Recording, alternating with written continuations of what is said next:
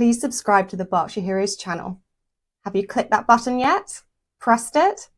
Thank you so much. Now on with the show. I'm Laura Blumenthal on the Berkshire Heroes podcast, and joining me today is Nina Bailey, the Charity Development Manager at Aspire 2. Welcome, Nina. Hi, Laura. Thank you. Now, Aspire 2 works with 11 schools from across Whitley in South Reading, supporting children with resilience and social mobility through enrichment activities. Start off by telling me, what's the history of Aspire 2? What does it really aim to do? And what's been your background to helping the charity? Sure. So Aspire 2 was set up in 2007 by some of the head teachers, the local community and the governors. Basically, our chair, Charlie, Claire, he was the headmaster at Jeffrey Field Junior School for over 25 years. So he knows Whitley and he knows the Whitley students through and through. So he saw a definite need for enrichment activity. So it's basically just trying to give these children the same opportunities that perhaps other boroughs, other children get. So that's kind of really the ethos behind us, is just inspiring children to want more from their lives, their families' lives and their future. And what attracted you to work for Aspire 2? So I actually had a contact who is Molly, who's one of the trustees for the charity, and she actually reached out to me when the role came available. And just looking through it, I just thought it fits with kind of me, my background. So I used to be a nurse in my kind of previous career, so I've always enjoyed helping people and being in that kind of role. And it was just lots about kind of events, social media, all sorts of things that I really enjoy. And obviously getting to help the children is just an added bonus. And tell me about the competitions that Aspire 2 runs, because the public speaking competition really stuck out to me. Yes, so we run two competitions, the public speaking, which is going to be happening in February, and then we do a poetry competition, which happens in June. So these are just fantastic opportunities. So we work quite closely with the University of Reading, and they host the events for us. So the children actually get to come and perform in a proper theatre. You know, there's lots of people there. You know, it's mind-blowing that they get up and perform. It's amazing. So the public speaking competition, we have a theme, and then they have to write a 3-minute speech that they then perform at the final. Last year we had Yuan Yang as one of our judges, so she's the local MP, and so it's just fantastic. She gave loads of feedback.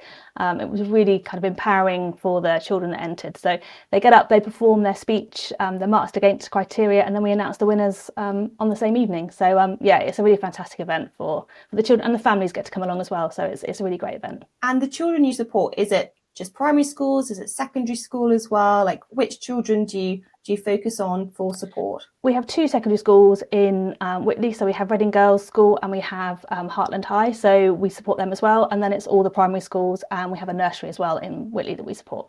And what are the enrichment activities that you really support them on? I know you've got the competitions, and I just wondered what is the demand? What are the children sort of looking to get into, and what do you think really gives them the best sort of skills for resilience?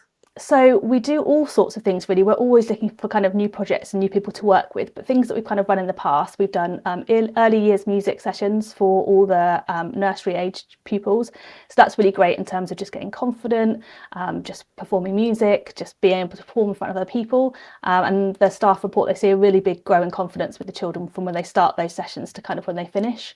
Fairly recently, we've also done a music mentoring programme within the school. So we just launched it last year, and we're hoping to be able to repeat it this year when we get some funding.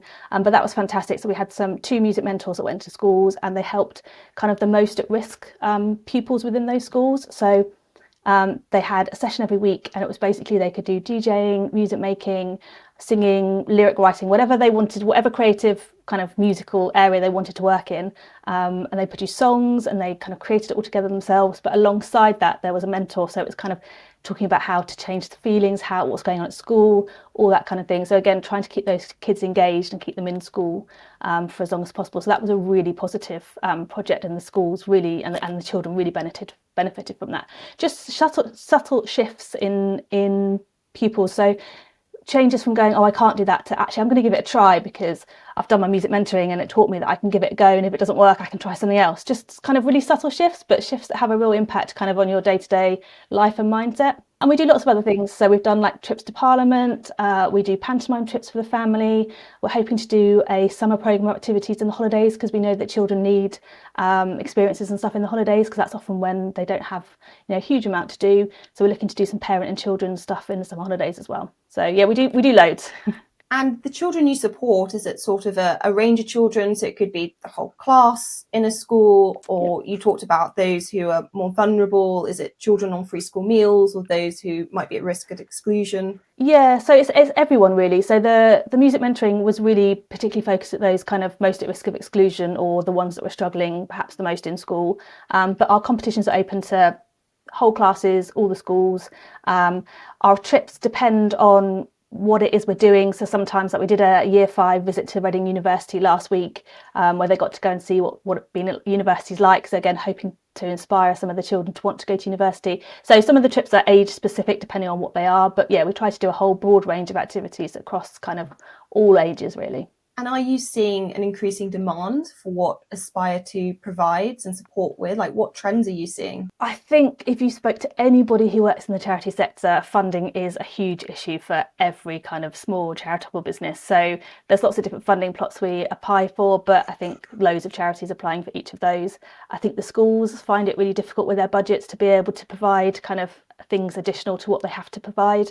So yeah, I think there's a massive kind of need and shift for more stuff like we do. Yeah, definitely. And I'm just wondering if, in your experience, if you've come across particular enrichment activities, particular children where you thought Aspire 2 has really made a difference here, if it's in their confidence or what they want to do with their life that you've really seen and that stays with you. Yeah, there's probably a few instances really. So the poetry competition we ran in June, that was really amazing. So we had whole classes of children performing, doing funnies, poems. It was absolutely amazing to see them kind of standing up in front of everybody. And again, for that, one of our judges was A.F. Harold, who's a local author and illustrator and poet and does amazing stuff. So it was just really interactive and just really amazing. And the children just loved him and his interaction. I think also kind of when we went to the university the other day, hearing the children talk about what they might want to study at university just shows that you're opening kind of ideas and opportunities to them. We did a activity session in October half term. We went to Oakwood Climbing Centre and the parents and the children came together. So it was just lovely seeing kind of parents and children having time to bond, doing something different, watching the parents get stuck in, having fun with their kids. So I would say pretty much all of the activities we do, you see positive benefit, and it's just really lovely to see. Do you get feedback from parents and teachers saying, I've seen such a difference in my child now that they've done this particular activity through Aspire 2, or I'm really surprised I didn't know that my child could perform so well in public speaking or poetry, and you've sort of given them a new lease of life? We do often get really positive feedback. I think lots of families and children are grateful just to be able to have these opportunities and to be able to do things perhaps that they wouldn't be able to do normally. But yes, we normally get positive feedback kind of from most of our events. So like I said, the public speaking and the poetry competition, we invite the families to come along as well. So you can just see them watching their children stand up there. I mean, any parent, just you feel so proud when your child's doing any kind of performing. So you can definitely see the kind of the pride on their faces as they watch their children perform. So yeah, we get a lot of positive feedback, which is just another reason why we want to carry on doing what we're doing. And I know you've talked about pressures on charities when it comes to funding, and of course parents also have pressures on their pocket as well. And there seems to be a trend of parents saying, well, I may have been able to give my child a day out, a couple of times a month, and now it's not looking likely at all. Are you hearing that as well? And so that there's sort of more demands for your services and asking Aspire to help more? Yeah, definitely. I think everybody's feeling the pinch. Like a day out now, it can cost a lot of money, and lots of our families just don't have that spare kind of income to be able to do stuff. So again, we try to support families as much as we can. So for example, we've got some discounted pantomime tickets that we're offering to our families to go and see the Reading pantomime, because again, it's just so fun and so festive. So we're offering tickets for £7.50 instead of the full price. So that's the kind of thing that we do as well, again, just to try and help families and children be able to have those same experiences. And that's definitely what we've got planned for the summer holidays next year. We want to do a whole programme of activities that the parents can come along to as well, but just a whole array of things that the children might not normally get to do. And are you open to donations, or are you mainly funded through grants or the local council? How could people find Aspire 2 online if they do want to donate? Yes, so we've got a website, so it's just www.aspire2whitley.com. You can donate donate directly on the website. But yes, we're always open to work with local businesses. We're running a silent auction soon where we're trying to raise money for our minibuses. So yeah, we're open to kind of any support, any donations, working with local businesses. We do spend a lot of our time going for different grants and trying to get grants for different projects. But yeah, we're open to working with anyone, local businesses, anybody that wants to get involved, really. And I was just wondering, obviously we've talked about costs and things, but is there also a culture within a lot of families that if they weren't taken out, if parents weren't taken out as children themselves, introduced to going to brownies or going out for the day, that sort of feeds into their children, and that they just don't have that sort of background as to joining local clubs and getting their children socialized outside of school? Is that also where, and going to the pantomime and things like that, that's also quite a rarity for some people as well. Is that something which you help with too, and that you see? Yeah, I would say probably for our families in Whitley, it's probably more of a cost element rather than the not wanting to do stuff. We did a survey recently to find out whether people would be interested in the summer holiday activities, and we had a lot of people come back saying that would be really interested. And the common theme there really was cost. And obviously timing and that kind of thing. But yeah, I think cost is probably a really big barrier. Sometimes people just don't know about things. That's another thing. Sometimes you can advertise things as much as you like, but people still don't see it. So sometimes it's kind of just a not knowing what's on your doorstep kind of thing. But for our families, I think cost comes down to a lot of it, really. Of course. No, I was just thinking to a lot of my friends, they didn't go to any clubs, they didn't go to any theatre when they were children, because when they asked their parents when they're grown up, their parents just never did those things. So it just didn't really go through their mind to do those things because they just didn't have that as a sort of norm in their background. So I wondered if you'd seen something in that, but it doesn't seem to be. And I know that outside of Aspire 2, you also run the Woking, Reading and Bracknell Rocks, which promotes local events and businesses online. So I wanted to hear more about that, of what got you involved in starting that? So I'm actually part of a franchise. So Cheltenham Rocks was the first one that was ever launched, and Laura, who runs Cheltenham Rocks, is kind of our head office. So there are quite a few rocks spread out now across the country. So we're all part of a franchise. For me, getting involved in Woking Rocks was actually one of those chance encounters of a friend knew the lady who originally started it. She was going back to work after maternity leave and couldn't do Woking Rocks and go back to work. And our mutual friend was like, oh, I think Nina would love to do it, contacted me, and then yeah, a couple of weeks later, I was the owner of Woking Rocks and off I went. So it was just one of those really kind of random chance encounters, but changed my life really, because I wouldn't be working for Aspire 2 if I hadn't done Woking Rocks. So it's kind of, yeah, it was one of those kind of forks in the road moments. And what made you think to do it? Are you particularly, I mean, obviously you're very community minded working for Aspire 2, but is there a particular reason that you got really attracted to doing Woking and Reading and Bracknell Rocks? Are you sort of involved in sort of the local entrepreneurship scene and keen to promote them? So really what it stemmed from was I've got a daughter who is 8 now, but she was a lot younger at the time when I took over, and we just love the day trip. We love going out, we love going to new places, seeing new things. So I think that's really where it stemmed from. I was much more of a get out and do stuff kind of mum rather than staying at home. I used to go a bit stir crazy. So yeah, I loved the day trip, loved going out to different local events. So I think that's how the connection came from. My friend was like, oh, you'd love this because you're always out and about in the community. Yeah, so I took over Woking Rocks first in 2021, and then Reading and Bracknell we launched in 2023. So yeah, a few years now.